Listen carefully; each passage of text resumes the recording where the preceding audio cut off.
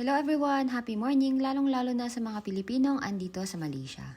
Mahilig ba kayong mag-thrift shopping or ukay-ukay? Kung napuntahan nyo na yung JBR at Best Bundle dito sa Mayklang, pwede nyo din itong i-consider. Ito ay nasa Maybell Industry dito sa Mayklang. Ipa-flash ko na lang sa screen yung address. For as low as 1 ringgit, makakakuha ka na ng outfit na swak para sa'yo. Mostly from Korea and Japan po ang outfitan dito. So kung naghahanap kayo ng mga winter jackets, trench coat, sweater, swak na swak, pwedeng-pwede ka dito. Kumusta naman ang presyo? Ang presyo ay nagsisimula sa 1 ringgit, 3 ringgit, 5, 7, and 9. Ito po ay naka-section, depende sa presyo na gusto mo. Pwede kang maghanap sa 1 ringgit, 3 ringgit, 5, 7, and 9. Kung feeling mo kaya mo magstay ng 1 day dito, don't worry, hindi ka magugutom kasi may canteen area din sila. Marami ring enough space for parking kung may dala naman kayong sasakyan. Para smooth at walang hassle sa pag-shopping, huwag kakalimutan ng passport dahil kadalasang may roadblock sa area na ito.